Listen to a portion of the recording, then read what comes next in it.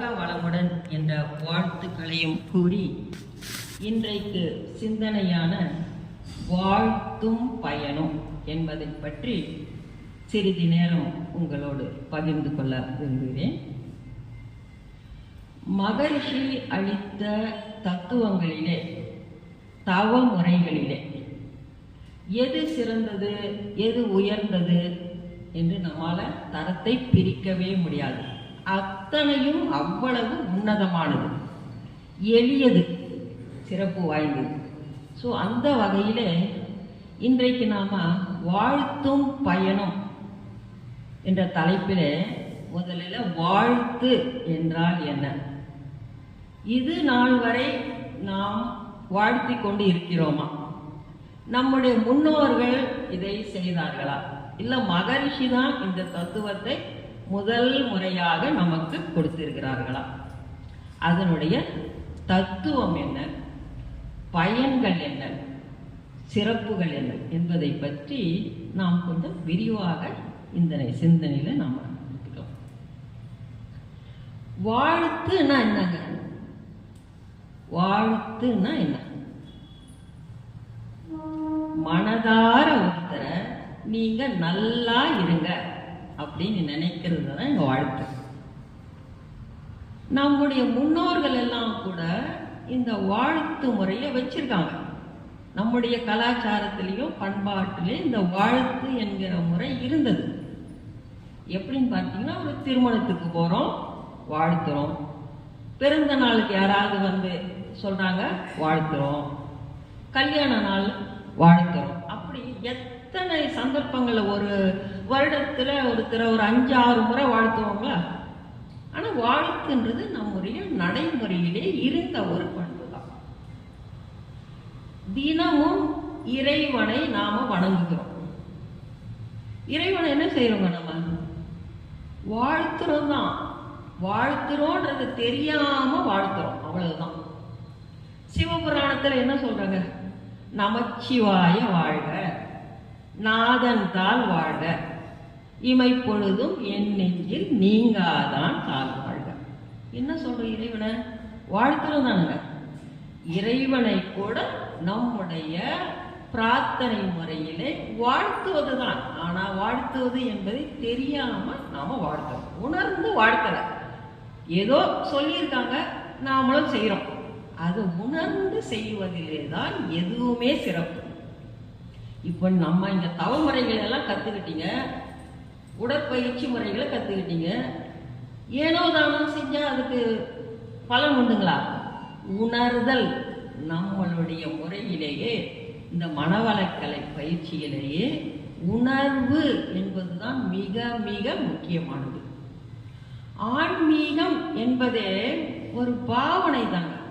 பாவித்து பாவித்து தான் நாம் அதனுடைய பலனை அடைய முடியும். ஸோ பயிற்சி நிலையிலே இருக்கிற அன்பர்கள் அனைவருமே அந்த பாவனை உணர்ந்து, பாவனை செய்து அதை உணர்ந்து முழு மனதோட மனதை அங்க வைத்து செய்தால்தான் அதற்கு முழு பயன். சரிங்க, மனதை அங்க வச்சு செய்யணும். ஏன் மனதை வச்சு செய்யணுங்க? சும்மா போற போக்கில் வாழ்க வளமுடன் அப்படின்னு, குட் மார்னிங், குட் ஈவினிங் அப்படின்னு கையை தூக்கி இப்படி சில பேர் சாமி கும்பிட்றதை இப்படின்ட்டு சொல்லிட்டு போறாங்க, பார்த்தீங்களா? ஏதாவது பலன் இருக்கா? மனம் ஒன்றாத எந்த செயலுக்கும் எந்த பலனும் கிடையாதுங்க. அது பக்தி மார்க்கமாக இருக்கட்டும், ஞான மார்க்கமாக இருக்கட்டும், எந்த வழிமுறையாவது இருக்கட்டும், மனம் ஒன்ற வேண்டும்.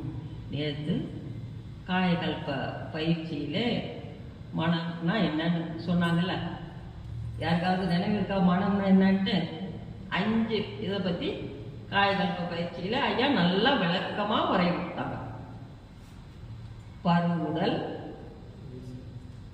உயிர்த்துகள், அப்புறம் ஜீவகாந்தம், அப்புறம் மனம், ஜீவ வித்து குழம்பு. வெரி குட், எல்லாம் நல்லாவே கவனிச்சிருக்கீங்க. ஸோ மனம் என்கிறத பற்றி அது என்ன அப்படின்னு நீங்கள் தெரிஞ்சுட்டீங்க. மனம் என்பது ஜீவகாந்தம் தான். ஜீவகாந்தத்தினுடைய சம் டோட்டல் அப்படின்னு மகரிஷி சொல்வார். 5 புலன்கள் வழியாக நாம ஜீவகாந்தத்தை செலவு பண்ணும் பொழுது அது அழுத்தம், ஒளி, ஒளி, சுவை, மனம் என்ற நிலையில வெளியே போகுது. மனம் என்பது மூளை வாரியாக செல்லும் போது அது மனமாக இயங்குகிறது. அந்த அளவுல இப்போ உங்களுக்கு விளக்கம் தெரிஞ்சா போதும். ஸோ அந்த ஜீவகாந்தம் என்பது நம்முடைய உடல் அளவிலே ஒரு எல்லை கட்டி கொண்டு இருக்கின்ற இந்த உடல் அளவிலே அந்த ஜீவகாந்தம் பாயும் பொழுது, காந்தம் பாயும் பொழுது அது ஜீவனுக்குள்ள இருக்கும்போது அது ஜீவகாந்தம் அப்படின்னு சொல்றோம். இந்த பரந்த வெளியிலிருந்து அது என்ன சொல்றாங்க?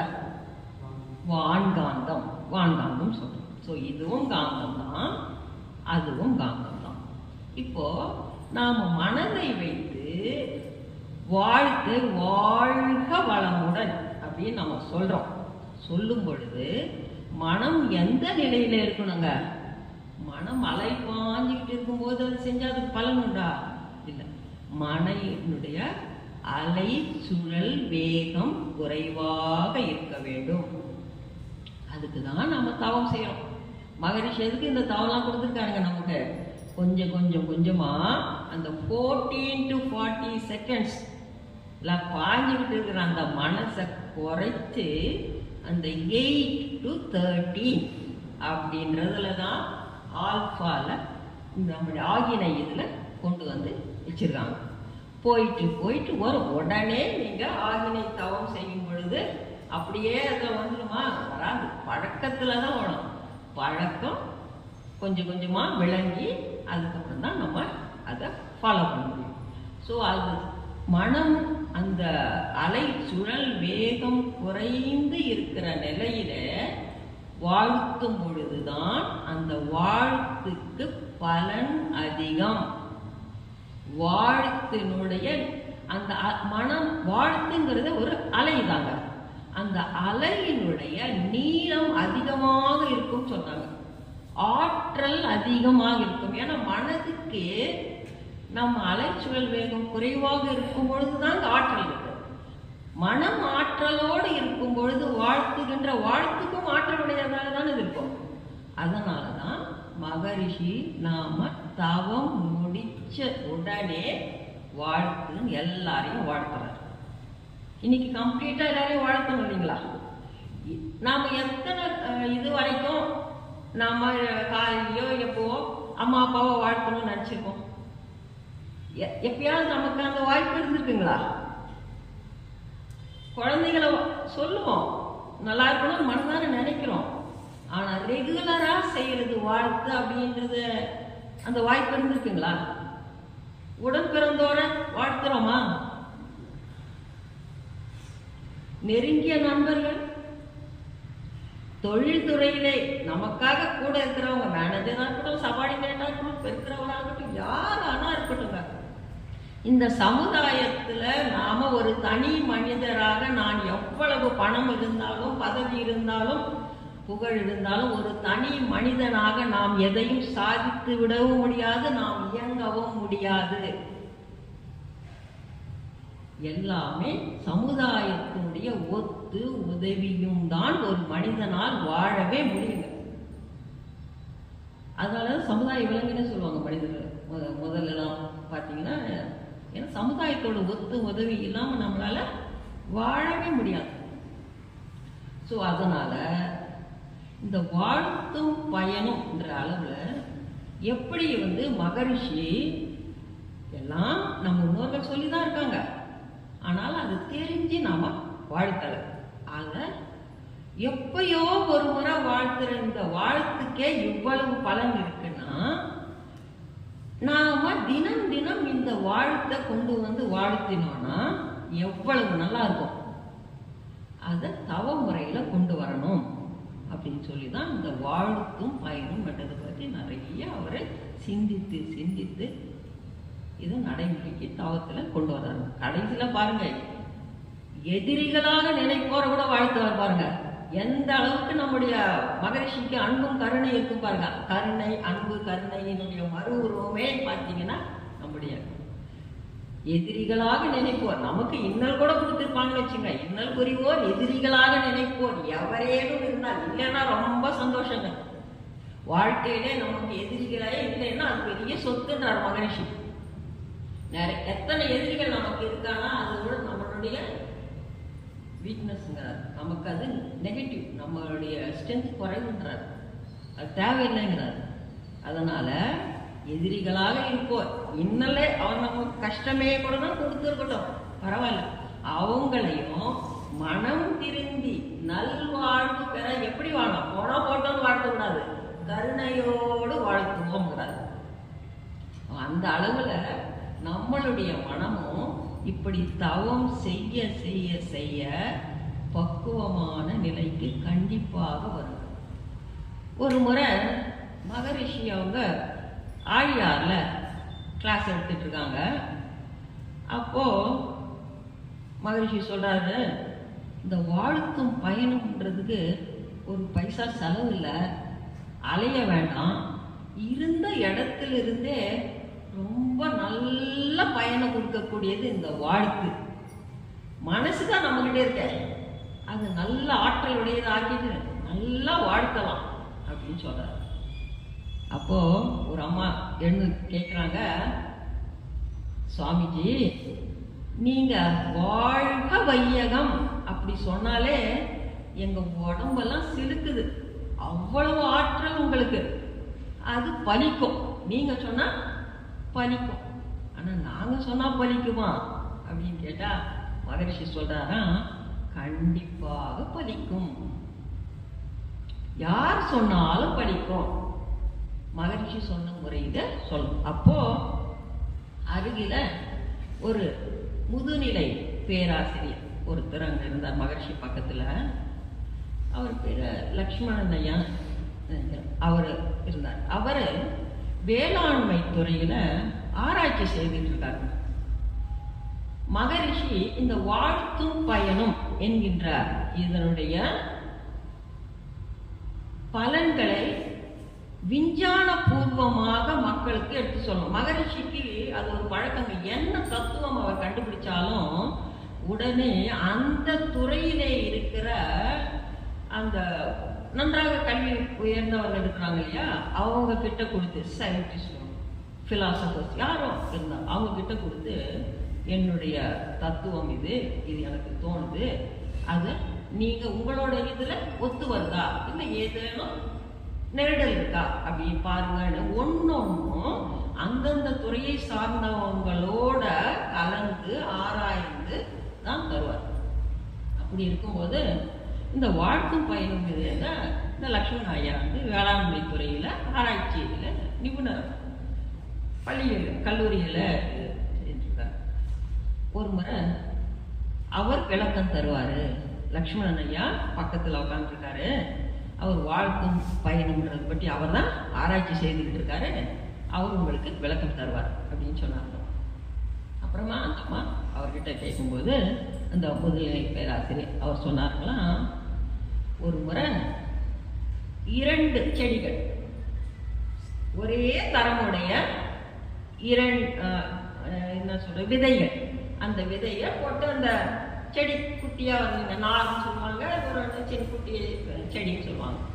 அந்த செடியை எடுத்துட்டு ஒரு செடியை அவங்க துறையிலே இருக்கின்ற ஒரு நண்பர் கிட்ட கொடுத்து, இதை நீங்க போய் உங்க வீட்டில் வச்சு வளர்த்துருங்க. இன்னொரு செடியை ஐயா அவங்க வீட்டுக்கு கொண்டு வராங்க. ஒரே விதை தான், செடியும் 2ம் கொடுக்கும்போது ஒரே போஷாக்குள்ளதாக தான் இருக்கு. ஐயா அவங்க வீட்டில் கொண்டு வந்து அந்த செடியை வச்சு டெய்லி வாழ்க வளமுடன் வாழ்க வளமுடன்னு அந்த தண்ணியில இவருடைய வாழ்த்துக்களை எடுத்து அந்த செடியையும் வாழ்த்தி தண்ணி ஊற்றிக்கிட்டே வராங்க. கொஞ்ச நாள் ஆச்சு, ஒரு 3 மாசம் வச்சுங்களேன். 3 மாசம் கழிச்சு அன்பர்கிட்ட செடி கொடுத்தாங்க இல்லைங்களா, அவரும் அந்த செடியை கொண்டு வராரு. ஐயா கிட்ட இருந்த செடியையும் அந்த துறைக்கு அவங்க டிபார்ட்மெண்ட்டுக்கு கொண்டு வந்து வைக்கிறாங்க. இந்த செடி நன்றாக வளர்ந்து நிறைய பூக்களை பூத்து அப்படியே குலுங்குதுங்களாங்க. அந்த செடி கொஞ்சம் வளர்ந்து ஏதோ நோஞ்ச மாதிரி இருக்குதுங்க. வெறுமனே அவரை கடமைக்கு அதுக்கு தண்ணி ஊற்றணும் அப்படின்னு டெய்லி போய் அந்த அன்பர் ஒரு கிளாஸ் தண்ணி ஊற்றிட்டு வருவாங்க, அவ்வளோதான். அப்படிதான் அந்த ஆராய்ச்சி. நீங்க இதை செய்யுங்கன்னா அவருக்கு இன்ஸ்ட்ரக்ஷன் கொடுத்துருக்காங்க. அவர் அது மட்டும் தண்ணி ஊற்றிட்டு வருவார், அவ்வளோதான். இவர் டெய்லி நல்ல மனதோட இந்த செடி நல்லா வளரணும், நிறைய பூக்களை பூக்கணும் அப்படின்னு நினச்சிட்டு தண்ணி ஊற்றுறாருனாங்க. அந்த செடி நல்லா வளர்ந்து பூத்து குலுங்குதுங்க. ஐயா அவங்க சொல்லுவாங்க, அந்த செடி நம்மளோட பேசும் அப்படிங்கிறார். அந்த உணர்வு அந்த அளவு அதோட ஒன்று அதுக்கு வாழ்த்தி தண்ணி ஊற்றிருக்காரு. சரி, இப்படி ஆச்சு. மகரிஷிகிட்ட இது சொன்னார். அதுக்கப்புறம் இன்னொரு மீட்டிங் அப்போ சரி இவருக்கு இதை நம்மளுடைய வேளாண்மை துறையில் இருக்கிறவங்க கிட்ட கொண்டு கொடுத்தா எவ்வளவு நல்லா இருக்கும், நிறைய பலன் கிடைக்கும் இல்லைங்களா அப்படின்னு சொல்லிட்டு நிறைய பேர் விவசாயிகள் அந்த அப்போ பயிற்சிக்கு வந்திருந்தாங்களாம். அதில் நிறைய பெண்களும் இருந்தாங்களாம். அதில் ஒருவர் மட்டும் எழுந்து சரி நான் இதை என்னுடைய வயலில் பரிசீலனைக்கு எடுத்துக்கிறேன் அப்படின்னு சொல்லிட்டு ஒரே நெல் விதைகள் நாங்கள் நாற்று விட்டாங்க. இந்த நாற்று எடுத்துட்டு போய் ஒரே மெஷர்மெண்ட் இருக்கிற அளவு இருக்கிற 2 இடங்கள்ல அவரே தான் ஆளுங்க வச்சு நடுறாரு. ஒரு பகுதியில் தண்ணீர் சாதாரணமாக பாய்ச்சுறாங்க, இன்னொரு துண்டு இருக்கிற இடத்துல இவர் தண்ணியை பாய்ச்சும் போது அந்த இடத்துல போய் நின்னும் வாழ்க வளமுடன் வாழ்க வளமுடன் டெய்லி அவர் எப்பப்பெல்லாம் தண்ணியை பாய்ச்சுறாரோ இல்லை எப்பப்பெல்லாம் அவருக்கு அந்த பக்கம் போகும்போது சந்தர்ப்பம் கிடைக்குதோ அப்பெல்லாம் வாழ்த்திக்கிட்டே வந்தாங்க. இது நான் சொல்றது எல்லாமே உண்மை கதை, எதுவுமே மிகை அல்ல. மிகைப்படுத்தி நான் எதையுமே சொல்றேன். நேரம் ஆச்சுங்க, 6 மாசம் ஆச்சு, அறுவடைக்கு நேரம் வந்தது. அறுவடை முடிஞ்சு இந்த பகுதியையும் அறுவடை செஞ்சாங்க, இதையும் செஞ்சாங்கங்க. வாழ்த்து இல்லாம வெறுமனே தண்ணி பாய்ச்சிக்கிட்டு இருந்த அந்த துண்டு நிலத்துல 4 மூட்டை நெல் வந்ததாங்க. வாழ்த்தி இவர் செஞ்ச அந்த துண்டுல 10 மூட்டை நெல் வந்ததாங்க. அவருக்கு ஆச்சரியம் தாங்க முடியலையும், சந்தோஷமா முடிக்கிறாராம். அப்புறம் உடனே போய் நான் இதை மகரிஷிக்கிட்ட சொல்லணும், எவ்வளவு பெரிய பலன். என்னங்க ஏதாவது பண்ணாரா? அவர் பண்ணதெல்லாம் மனதார வாழ்க வளமுடன் சொன்னதான், மனதார, அவ்வளவுதாங்க. வேற ஒன்றும் பெருசா ஸ்பெஷல் ட்ரீட்மெண்ட் ஒன்றும் இந்த துண்டுக்கு அவர் கொடுக்கல. அதுக்கும் இதுக்கும் அதே உரம் தான், அதே தண்ணி தான், அதே நேரம் தான். அது 3 மாசம், இது 6 மாசம் அப்படியெல்லாம் இல்லைங்க, 2க்குமே 6 மாசம் தான். இது நடந்த உண்மை.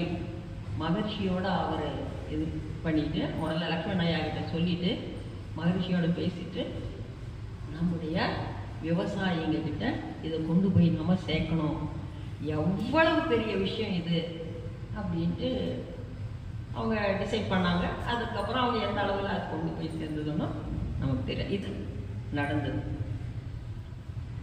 ஒரு மேற்கத்திய நாட்டிலையும் ஒரு கிளாஸ்ல வாட்டர்ல இன்னொரு கிளாஸ்லயும் வாட்டர் தண்ணி,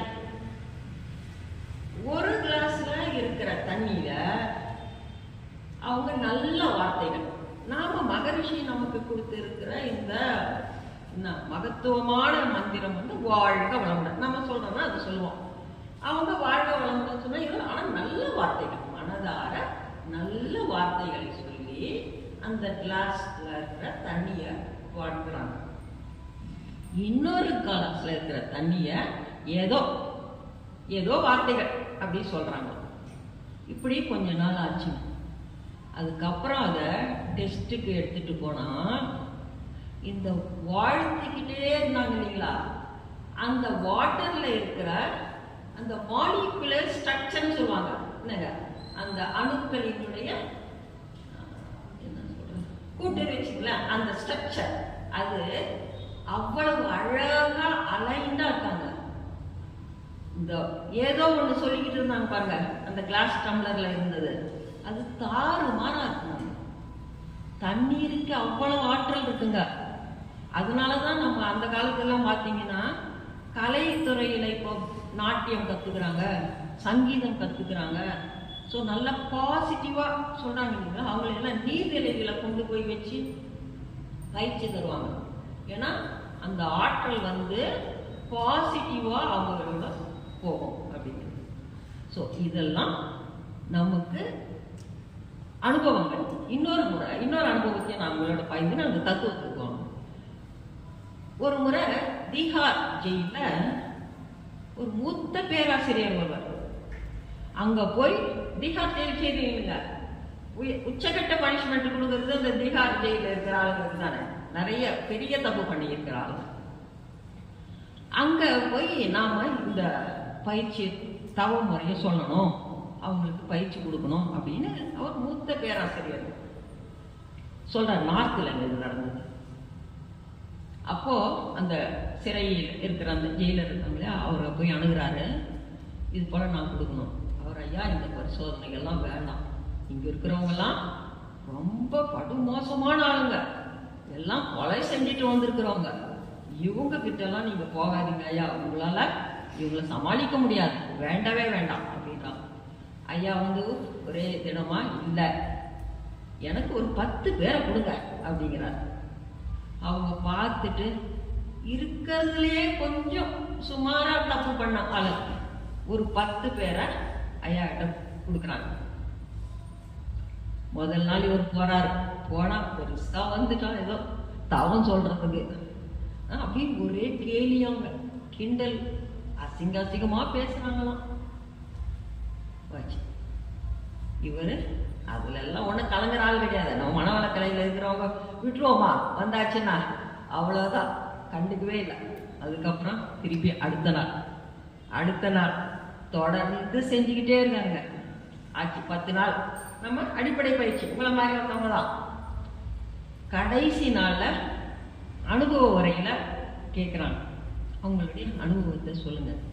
அப்போ ஒருத்தர் சொல்றாரா, ஐயா நான் ஒரு கொலையாளி, நான் என்னுடைய மனைவியையும் குழந்தையையும் வாழ்த்துவதற்கு தகுதியானவனா? அவனுக்கு ஒரு இவனுடைய மகன், ஒரு கொலையாளியினுடைய மகன் என்ற பெயரை நான் வாங்கி கொடுத்திருக்கிறேன். அந்த நிலையில இருக்கிற எனக்கு வாழ்த்துவதற்கு தகுதி இருக்கிறதா அப்படின்னு கேட்கிறாங்க. அப்போ நம்ம முதுநிலை பேராசிரியர் சொன்னாங்க, நீ கொலை செய்து வந்த நிலை வேறு, இப்போ நீ இருக்கிற நிலை வேறு. இந்த நிலையில நீ உன்னுடைய குழந்தைகளை மனதார வாழ்த்தலாம் அப்படின்னா. கதறி அழுதாருங்க. ஒரு கொலை செய்து வந்தவனுடைய மனநிலை என்னவா இருந்திருக்கும், அவனுடைய மனதில் எவ்வளவு மாற்றத்தை ஏற்படுத்தி இருக்கிறது இந்த வாழ்த்து. கடைசி நாள் வந்து கதறி அழுது தன்னுடைய நிலையை உணர்ந்து தொடர்ந்து கற்றுக் கொடுத்த அந்த ஃபவுண்டேஷன் இதெல்லாம் செய்து கொண்டு வந்து அவருடைய முழு நாட்கள் இல்லாம வெகு விரைவிலேயே அவர் சிறை தண்டனையை முடிச்சுக்கிட்டு வந்தாங்க. ஸோ வாழ்த்துக்கு அவ்வளவு பலன் இருக்கு. ஏங்க அப்படின்னா, நாம் இப்போ வாழ்த்து அப்படின்னா அது எப்படி நடக்குதுன்னு பார்த்தீங்கன்னா, வாழ்த்தினுடைய தத்துவங்கள் வந்து 5. அது வாழ்த்துன்றது ஒரு அலை. அலையினுடைய தத்துவம் என்ன அப்படின்னு பார்த்தா, நாம இப்போ ஒரு எண்ணம் என்கிறோம், அது வெளியே அலையாக வருகிற எண்ணம் என்ன ஆகுங்க, எண்ணுகின்ற இடத்திலேயே ஒரு பதிவை ஏற்படுத்தி விட்டுத்தான் அது வெளியே வருகிறது. ஒரு நாம நல்லது ஒன்று எண்ணறோம், முதல்ல அது நல்லது யாருக்கு செய்யுங்க, எண்ணுகிற இடத்திலேயே அது ஒரு பதிவை ஏற்படுத்தும். வெளியில வந்து நான் ஐயாவை வாழ்த்துறேன், அவர்கிட்ட போய் மோது, அலை என்ன பண்ணுங்க, மோதிட்டு பிரதிபலிக்கும், பிரதிபலித்துட்டு சிதறிட்டு இந்த உலகம், இந்த பிரபஞ்சத்துல எத்தனை கோடான கோடி அணுக்கள் இருக்குது இல்லைங்களா, அதுல எல்லாம் போய் அது பதிவை ஏற்படுத்தும். பிறகு ஊடுருவும், பெனட்ரேட், அவருக்குள்ள போய் நான் வாழ்க வளமுடன் ஐயா சொன்னேன், அவருக்குள்ள போய் அது ஊடுருவும். சரி, அவரும் சொல்றாரு, இல்ல சொல்லல, எப்படியா இருந்தாலும் அந்த வாழ்த்து திருப்பியும் வரும். ஊடாடுதல், இன்டராக்ஷன், அவர்கிட்டையும் என்கிட்டையும் மாறி மாறி இன்டராக்ஷன் ஆகும். இதுதாங்க அலை, அலை தத்துவம் சொல்லுவாங்க. வாழ்த்து என்பது அது ஜீவகாந்தம். நம்முடைய உடலில் இருக்கிறதும் ஜீவகாந்தம், வெளியில இருக்கிறதும் ஜீவகாந்தம். இந்த பிரபஞ்சமே பின்னி இணைக்கப்பட்டிருக்கிறது இந்த ஜீவகாந்தத்தினாலதான். ஐயா நீங்க சொன்னாரு இல்லைங்க, சிமெண்ட் கல்லு எதுல பாண்டிங் இருக்குங்க, அந்த மாதிரி அது. ஸோ நாம் என்ன செய்யறோமோ அது இந்த வான்காந்தம் மூலமா போய் பதிவுகளை ஏற்படுத்திக்கிட்டு தான் இருக்கும். ஏன்னா அலையினுடைய தத்துவம் இது. ஸோ இப்போ நல்லது ஒன்று நாம் நினைக்கிறோன்னா அது முதல்ல நம்ம கிட்ட பதிவை ஏற்படுத்தும். யாரை வாழ்க்கிறோமோ அவர்கிட்ட போய் மோதும், பிரதிபலிக்கும், சிதறும், ஊடுருவும், ஊடாடும். ஸோ நாம நல்ல பதிவுகளை, நல்ல எண்ணங்களை நினைக்கிறோம்னு வச்சுங்க, அதனுடைய முதல் பயனாளி யாருங்க? நாம தான். அதுக்கப்புறம் நம்ம யாரை வாழ்த்துறோமோ அவங்க பயனடைகிறாங்க. ஸோ அவரும் நல்ல எண்ணத்துல என்ன வாழ்த்தும் போது அவர் வாழ்த்த நான் வாழ்த்த ரெண்டு பேரும் அப்படிங்கிறப்ப என்னாங்க, ஒரு இணக்கமான சூழ்நிலை உருவாகும். நமக்கு மட்டுமா நான் வாழ்த்துறேன், அவர் ரிசீவ் பண்றாரு. ஸோ எங்க ரெண்டு பேருக்குள்ள மட்டுமா அது இணக்கம் கிடையாது. ஏன்னா அது சிதறுது. சிதறும் பொழுது நம்மை சுற்றி உள்ள எல்லாருக்குமே அந்த இணக்கம் ஏற்படுது. வான்காந்தத்தில் போய் பதியுது. பதிய பதிய பதிய இந்த பிரபஞ்சத்திலேயே ஒரு நல்ல மாற்றத்தை ஏற்படுத்தும். கலெக்டிவா நாம ஒரு செயல் செய்யணும் வச்சுங்க, collective mind comes into action இம்மீடியட்டா. இதுதாங்க பக்தி மார்க்கத்திலையும் சத்சங்கம், கூட்டு பிரார்த்தனை இதெல்லாம் வச்சாங்க. ஏங்க தனியா நாம செஞ்சா அதுக்கும் பலன் இருக்கு. ஒன்று கூடி இது போல பல ஜீவகாந்த ஆற்றல்கள் நம்ம இங்க வாங்க, இங்க ஜீவகாந்த ஆற்றல் குவிஞ்சிருக்கு, நீங்க வந்தீங்கன்னாலே அது கொஞ்சம் கொஞ்சமா உங்களை சரி பண்ணோம் சொல்றோங்க. எப்படிங்க? தவம் செய்து செய்து செய்து இங்க ஜீவகாந்த ஆற்றல் அப்படியே குவிந்து இருக்குங்க. மகரிஷியோட அவர் போட்டோல இருக்காருன்றது கிடையாது, அவருடைய ஆற்றல் எப்பொழுதும் இங்க நிலைச்சி இருக்கும். ஸோ இதுக்கு பவர் அதிகம். ஏன்? எல்லாமே இந்த ஜீவகாந்தம் தான். ஸோ மகரிஷி இதையெல்லாம் பார்த்துதான் இத்தனை எப்பொழுதோ ஒரு முறை வாழ்த்தினாலே இவ்வளவு பயனுள்ள ஒன்றை நம்முடைய தவத்திலே கொண்டு வந்தால் எவ்வளவு சிறப்பாக இருக்கும் என்று சொல்லிதான் முதலிலே தன் வாழ்த்து அருட்பேராற்றல் கருணையினால் உடல் நலம் நீலாயுள் நிறை செல்வம் உயர் புகழ் மெய்ஞானம் ஓங்கி வாழ்வோம். நம்மளை நாம வாழ்த்திக்கிறோங்க. அது சுயநலம் கிடையாதுங்க. நாம சமுதாயத்தின் அங்கம். நாம நல்லா இருந்தாதான் நம்ம குடும்பம் நல்லா இருக்கும், நம்ம குடும்பம் நல்லா இருந்தாதான் சமுதாயம் நல்லா இருக்கும். ஸோ முதல்ல நம்மளை வாழ்த்திக்கிறோம். அதுக்கப்புறம் வாழ்க்கை துணையை வாழ்த்துறோம். வாழ்க்கை துணை யாருங்க? நம்முடைய கர்ம வினையை சரி செய்வதற்கு நம்மாலேயே தேர்ந்தெடுக்கப்பட்ட ஒரு ஆத்மா. ஸோ அவங்க நம்மளுடைய கர்மாவை சரி செய்வதற்கு எவ்வளவு துணை புரிகிறாங்க, அவங்கள நாம வாழ்த்துறோம். நமக்கு ஹெல்ப் பண்ற வாழ்த்துன ஆளை நம்ம என்ன பண்ணணுங்க? வாழ்த்தணுமா திட்டணுமா? சரி, இனிமேல் நாம வாழ்க்கை துணையை வாழ்த்த வேண்டும். உடன் பிறந்த குழந்தைகள் அவங்க யாருங்க? நம்மளுடைய கரு இதுல இருந்து வந்த தொடர் தொடர். நாம செய்தது என்னெல்லாம் நம்ம அனுபவிக்க போறோம், அனுபவிக்கிறோம். மீதி இருக்கிறது அவங்க கிட்ட தான் கொடுக்குறோம். ஸோ அவங்களுக்கு எப்படியாப்பட்ட நம்மளுடைய இதை கொடுக்கணுங்க, தூய்மையான கருமையத்தை கொடுக்கணும்.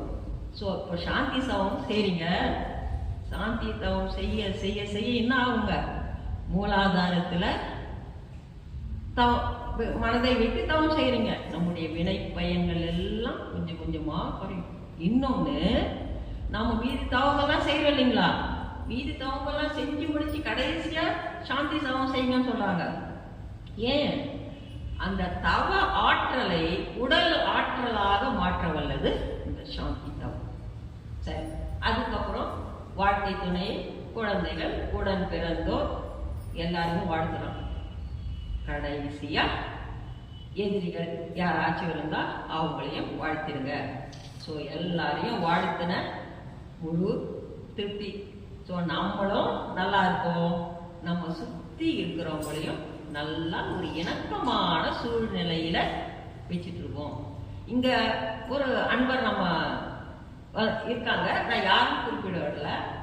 அவங்களும் அவருடைய வாழ்க்கை துணை மன்றத்துக்கு வரணும், இந்த பயிற்சிகளை எடுத்துக்கணும், தவம் செய்யணும், அவங்களுக்கு உடல் கொஞ்சம் இதுவா இருக்குன்னு வாழ்த்துக்கிட்டே இருந்தாங்களாம். நான் நிறைய நாளா வாழ்த்துக்கிட்டு இருந்தேங்க, இப்போதான் அவர் ஒத்துக்கிட்டு வந்திருக்காருங்க அப்படின்னு சொன்னாங்க.